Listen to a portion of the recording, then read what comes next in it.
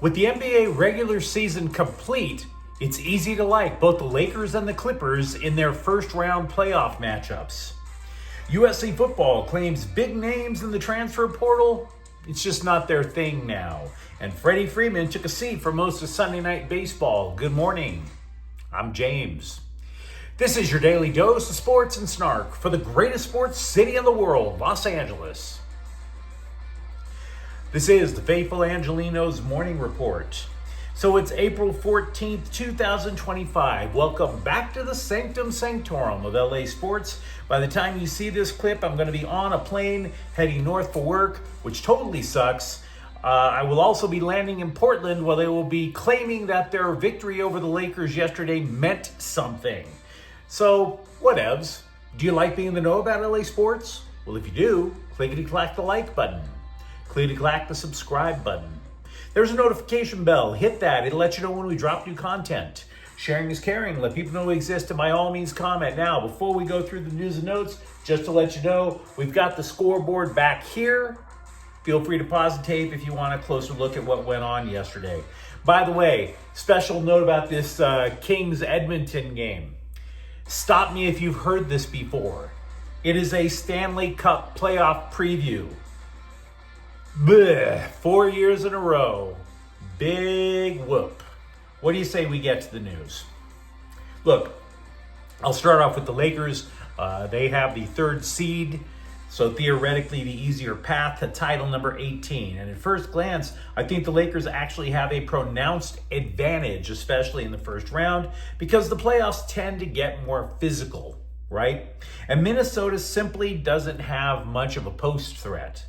I mean, in later rounds, you can imagine an opposing team getting more physical, but not here. And sure, you've heard of Rudy Gobert, but the dude is more of a rim protector. And that's fine to the Lakers because they're perfectly content generating shots from the outside. There's another issue with the Timberwolves. They have been described by a lot of people as immature. Consider this. There was a chance that the Lakers could have played Golden State in the first round. And I will grant you that the Warriors are old, but which outside shooting dominant team would you rather face in the playoffs? Because I'm here to tell you, there's no way in hell that Steph Curry would have let his team implode.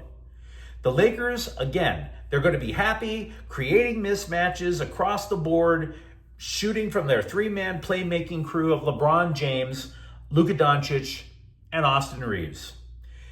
Also, Doncic, this could be something to preview in the playoffs, made otherwise meh Dallas centers look invincible during the playoffs last year. So there is a chance he could do likewise with, say, Rui Hachimura, even though he's not a true center. Oh, and by the way, Doncic last year was part of the Mavericks team that eliminated Minnesota. And it included an iconic moment where he was screaming at Gobert, "You can't effing guard me." The Timberwolves, to the plus side for them, they're one of 4 teams to rank in the top 10 in both offensive and defensive ratings. But the thing about them, aside from whether or not they are mature enough to handle postseason action, they are true believers in analytics. In other words, if the Timberwolves are thinking that if we attempt X number of threes, not sink X number of threes, attempt X number of threes, that's going to be enough to win. And that's one of the reasons why they were so comfortable sending Karl Anthony Towns to the Knicks for Julius Randle. So, if you're looking for something to say, what do the Lakers have to watch out for? This is going to be a test for the Lakers 3-and-D guys, particularly Dorian Finney-Smith. So what I'm trying to tell you with the Lakers is this. Minnesota has a puncher's chance. Whoever Luka Doncic winds up guarding will get theirs, but Doncic will get his back in spades. I like the Lakers in this round. I do.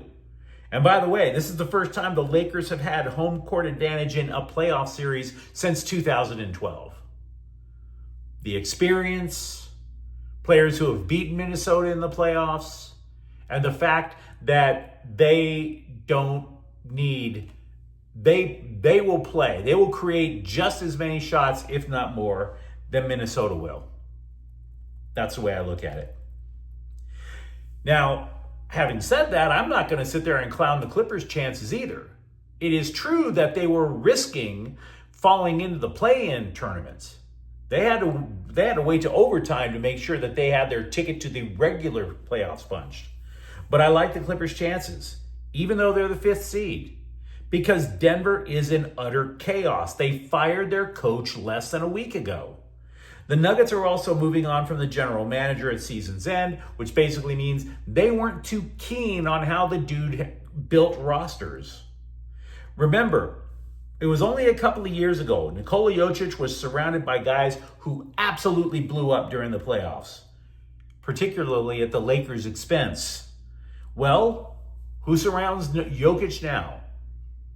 Kentavious Caldwell-Pope, he's over in Orlando. Jamal Murray is still in Denver, but he has hamstring problems. Aaron Gordon, he's not 100% either. Now, it's not that Denver doesn't have a chance in hell. That's not true. Denver has a good shot because Jokic can take over whenever he damn well wants. And maybe, just maybe, Russell Westbrook secretly wants to give a middle finger to his former team. Totally possible. Where I see this series, though, I think the Clippers are a better overall team, which is something I would never have entertained at the beginning of the year, even if my brain was looped out on peyote. I'm not totally buying into what you're seeing in the national press about the Clippers being a title contender. We've heard that before in seasons past, right? So I'm going to tell you something that you already know with the Clippers. Healthy Kawhi Leonard, Clippers should advance. Should.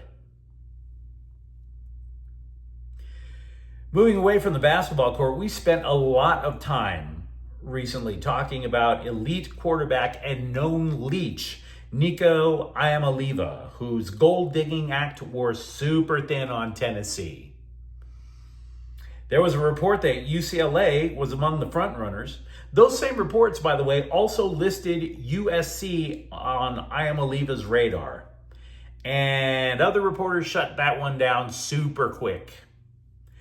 Sources have allegedly told something called the Football Scoop that neither the Trojans or, for that matter, Notre Dame are interested in the guy. It's true that Iamaleava produced results. We talked about it recently. He got the Volunteers to the college football playoffs as a sophomore. He's also from SoCal, so you could easily imagine him wanting to return home.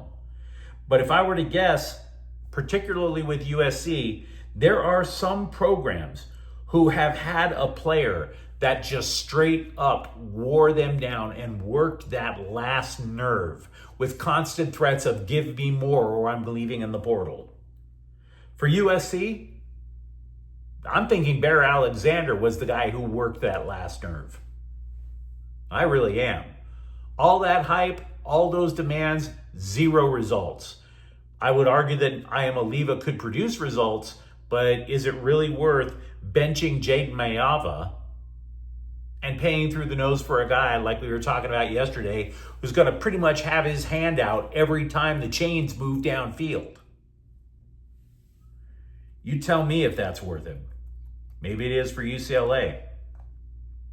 Lincoln Riley didn't specifically address Iamaleava, but he told the Scribes that USC would not be looking for blockbuster-level moves in the transfer portal, which once again opens Wednesday, which is kind of strange because if you're like me, I'm starting to find it hard to believe that the transfer portal ever closes.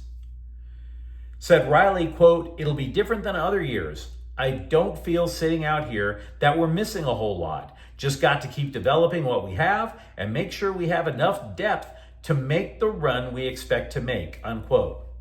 Now, even if it matters, for all this talk about Iamaleava, I would not say that the biggest need for USC is quarterback. Sure, you could argue that Iamaleava is an upgrade from Mayava. Wouldn't argue that at all. But linebacker has become thin as hell for USC. It wouldn't even surprise me much if you see a defensive end, like say Elijah Newby, get a look. Newby came up as a linebacker before they switched him to end. Riley also would not commit to who is ahead in spring ball in the battle to play right tackle. He just gave a lot of coach speak happy talk to both the candidates. And as for future Trojans, defensive line recruit Tamahini Topui of Mater Dei has told other schools don't bother. He has made his mind up. He is going to attend USC. Quote, I'm staying home. There's no other place to be, unquote. Freddie Freeman did make a pinch hitting appearance toward the end of the Dodgers' loss yesterday, but he was scratched from Sunday's starting lineup. Dave Roberts said don't read anything into that, despite the fact that Freeman came off the injured list on Friday. Quote, he was either going to take today or tomorrow off, given that we have 6 in a row. He wasn't going to play 6 in a row, so we just felt that today would be the best day, and then we'll run him for 3 days against the Rockies, unquote. It is not lost on me that Angel City FC has made a surprising run to start the season. It's not lost on me. I didn't give them a snowball's chance in doing anything good. Too out of control. Too addicted to losing and bringing back the players who were addicted to losing, right? But credit mostly due. Because, by the way, one of the players that they did keep, out of all the other players who were just stinking up the joint for the last 3 years, it was a really good idea to keep forward Alyssa Thompson, because the U.S. women's national team has noticed. They called her over for a couple of camps at the start of the year, and she has absolutely caught the eye of U.S. manager Emma Hayes, who broke out the handbook of sports cliches and just flooded Thompson with all the cliched compliments you could think of. She has taken another step. She can take somebody else's spot, all that stuff. So, credit where it's due. Decent start for Angel City. I wouldn't wager on it lasting, but a decent start. And Alyssa Thompson damn sure is helping out. But you let me know what you think in the comments thread. Talk to me about who you got in the first round of the playoffs. How many games do you think the Lakers would need, or if they're going to be in trouble? And for that matter, same for the Clippers. And if you enjoyed this content, don't forget to subscribe to Faithful Angelenos. We talk LA sports every single day here. Thank you for watching. I'm James. We'll be back tomorrow. Faithful Angelenos is a Kian Porta El Queso production. Take care.